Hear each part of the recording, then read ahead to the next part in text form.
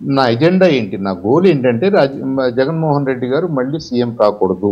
హ్మ్. ఎందుకంటే ఆయన కాలంలో కరెక్ట్‌గా జరగలేదు. లేదా ఆ నిర్ణయాలు బాగుండలేదు. అన్ని రంగాల్లో కూడా మనకు నష్టం జరిగింది కాబట్టి అలాంటి వాళ్ళు సీఎంగా ఉండకూడదనేది సింగిల్ పాయింట్ ఎజెండాగా జగన్ నెవర్ అగైన్ అనే పాయింట్‌లో ఆయన మాట్లాడారు. అవును.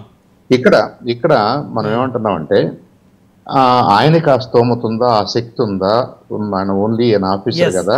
ఏ పొలిటికల్ పార్టీ అండ లేకుండా తను ఒక పొలిటికల్ పార్టీని స్టార్ట్ చేయకుండా ఒక మాజీ సీఎం గారిని 40% ఓట్ బ్యాంక్ ఉన్న ఓ ఒక పార్టీ అధినేతనే. నాయకుడిని ఫేస్ చేయగలడా అని అడుగుతున్నారు. అవును. అది ఎంతవరకి సబబు? అది హ్మ్. కొద్దిగా అతిగా లేదా అనేది మీ క్వెషను. అవును. అవును సార్. నేనేమంటున్నానంటే హ్మ్. ఇప్పుడు జేడీ లక్ష్మణ్ గారు వచ్చినప్పుడు గానివ్వండి, ప్రవీణ్ కుమార్ గారు వచ్చినప్పుడు గానివ్వండి, కేజ్రీవాల్ గారు వచ్చినప్పుడు గానివ్వండి, వాళ్ళు పార్టీలు పెట్టుకొనొచ్చినా, ఇంకో పార్టీలకు అసోసియేట్ అయ్యి వచ్చినా, హ్మ్. వాళ్ళు ఏ గోల్‌తో వచ్చుంటారు? అప్పుడున్నటువంటి ప్రభుత్వాన్ని మార్చాలని, అవును. అంతకంటే మెరుగైన ప్రభుత్వాన్ని తీసుకురావాలని. 100%. అంటే ఏంటి? అంటే ప్రవీణ్ కుమార్ గారు అప్పుడున్న ప్రభుత్వాన్ని మార్చడం అంటే సీఎం గారిని మార్చడమనే గదా! అవును.